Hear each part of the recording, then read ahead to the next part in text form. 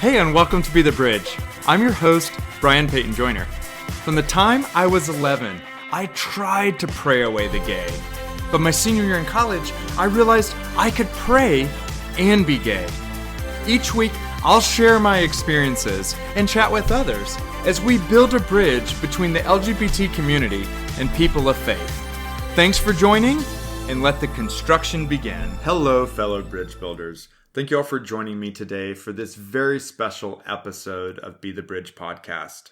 Over the last 6 months, I've heard a lot from you listeners, and you've told me what some of your favorite episodes are, and I'm excited to bring back those folks and then also go into detail with some questions that you were curious about, where you wanted some more information. One of my best podcasts and someone I love dearly is Susan Cottrell. She's with freedhearts.org, and when she and I talked, she brought up one of the things that really bugs her is this notion of love the sinner, hate the sin.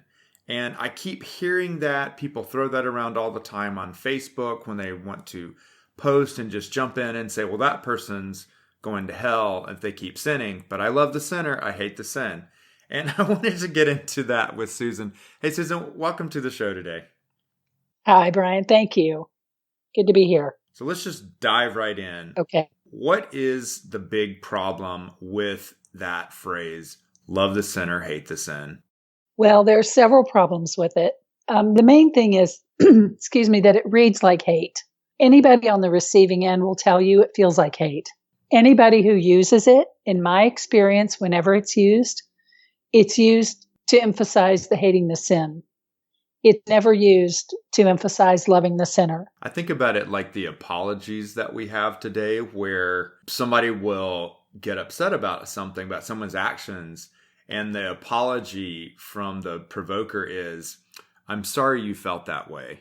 Yes. I'm sorry you felt hurt by my actions. But the idea of love the sinner, hate the sin feels like an excuse, like a reason to feel good about yourself for how much you're judging and condemning someone else. Well, I'm loving you.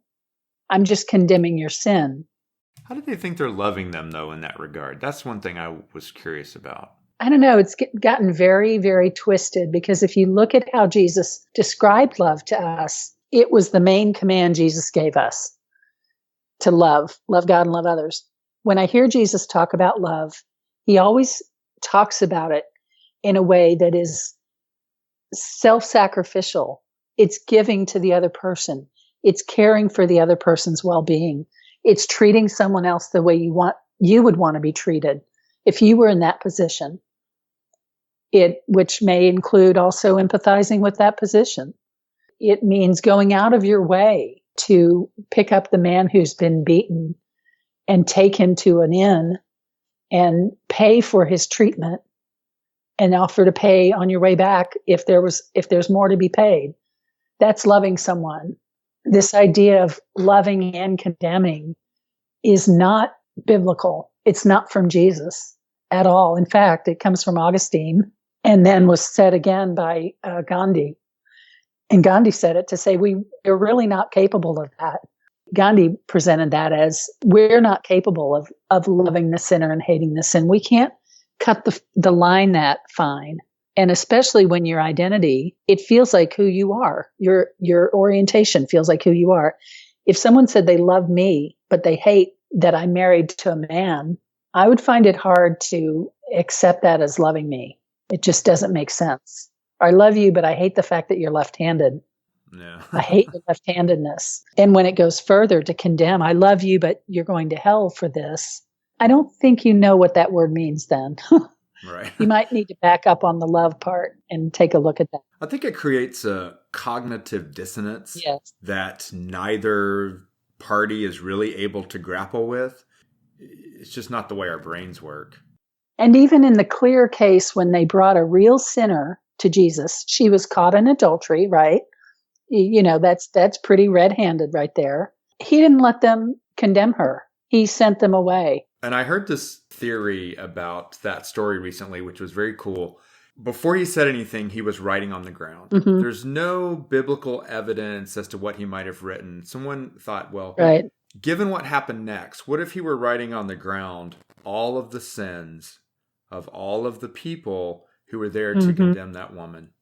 And when they see his writing on the ground, all these things, they knew that he knew none of them were without sin. And that they ran from that, knowing, not just because he said that to them, but because he had put in writing all of their sins, and they knew they had no authority. Yeah, that may be true. We, as you said, we don't know what he wrote, but if he did that, or even if he just was giving them a minute to absorb what he just said, either way, it's a power-packed statement that he made. Power-packed. And for anyone to say, yeah, well, anything is missing the power of what he just said. So a couple of weeks ago, I had a podcast interview with a woman who the church had treated her so horribly that she really felt a huge disconnect from God. There's a woman who wants to jump on and comment on people with little one-liners. And she said, if the Bible were your truth, then you wouldn't lose your faith. And I came back to her and said, look, I don't understand jumping in here, saying something like that. To me, what you're saying is that you want to pick and choose some verses of the Bible, and that's your truth versus looking at Christ. Right. And the way that Christ interacted people was not at all what you're doing. So if you want to go out here and just jump in and make these comments, can you at least do the favor of calling yourself a Biblian and removing all notion that somehow you're following the person Jesus Christ? I love that. And she reacted. She said back and says, well, that was incredibly rude and insensitive. Good day to you. Right. Of course she did. That was her intent all along. And I know I don't know her, but I know I've seen that so many times. If you come in fighting, if you come in with a drive-by, I call it, you're not really there for a conversation. And let's face it, Facebook is not, or the internet is not the place for really great, nuanced connection. Certainly not how it's used. Not how it's used like that. And there's so much of that. It's so easy to do a drive-by. But when you do a drive-by, what you're doing is you're protecting your own worldview. That's all you're doing. You're not really seeking to change another's point of view because you're not engaging with them. You're not seeking to hear their point of view, certainly. You're just seeking to maintain what you already believe. That's what a drive-by accomplishes. And I always want to tell people, can you just for once try to listen to understand and not listen just to reply? Right. So what do you think folks should do if someone says that to them, or if it's a comment from a friend versus this sort of drive-by? The drive-bys, we probably are best to just let those go. I couldn't let it go in that moment. Sometimes you can't. Sometimes you feel like you need to say something, even if only for the other people listening. That's true. One of the interesting things about how we communicate online is there's a person speaking and then a direct audience, but then there's also a broad indirect audience. And so maybe there are times when you respond to a direct audience, but you're really speaking to that larger, broader audience on your page. That's a good point. Yes. But what about a friend or a loved one who says that? Because that's one of the big things where I think the cognitive dissonance really messes with your head. I think if it were me, now let me preface this by saying it takes a lot of wherewithal to keep a hold of who you are in the face of someone who is really seeking to dismantle you. And that's what that comment is seeking to do. So it takes a lot of certainty in who you are to do this. If that actual phrase comes out, I've got to love the sinner but hate the sin, I would like to even stop it mid-sentence and say, let me help you here. Why don't you just stop after the love part? How about you just love the sinner, period? And since it's me you're talking about, calling me a sinner, and you probably view yourself as a sinner as well, how about we just drop that part and you just say love? How about you just love? And that is what Jesus told you to do. And the stuff you are about to add on to that doesn't figure into loving me. Would you like to just agree that we just love each other? Right. I think that's such great advice, because how many conversations are, I think you're really wonderful, but I would really like to do this, but. Right. We always have these backhanded compliments, backhanded ways of dealing with folks that really undermines completely everything that came before the but. And so I like to just stop it at that point. I mean, if you can, and you can even go back, because we rarely are this agile in the moment, but to go back and say, you know, all that part you added after the but, I love you, but I care about you, but that discounts the first part. If you mean it, that you love me and you care about me, why don't you just stop there? And if God wants me to know anything, to shift my understanding, God is fully well capable of doing that. And if I won't listen to God, I'm not going to listen to you. So why don't you just stop at with the good part, which was the command to you and to me, and not add on all that other stuff, because it completely annihilates the good part. Are you willing to do that? Right. And maybe if people can't go that far, I might suggest maybe a different way of hearing that. Because I think people who really do love you are saying, I love you, but I don't understand what's going on. Yes, I think they're saying it because they don't understand and they're confused. And also they have a misunderstanding that somehow God needs them to pinch hit for God, to be the one to say, you know, you may not know this, but the Bible tells you this. You may not know this, but God doesn't like what you're doing. You know, like they have some obligation to God, which they don't. We never hear that from Jesus. We never hear that from Jesus. And we heard it maybe from Paul with some context around it, but that's a different conversation. So understand that people telling you this they have been conditioned to believe they have some kind of obligation to God to somehow speak, air quotes, God's truth, so that they're not held accountable for you. It's a very codependent kind of broken understanding of what God actually asks of us.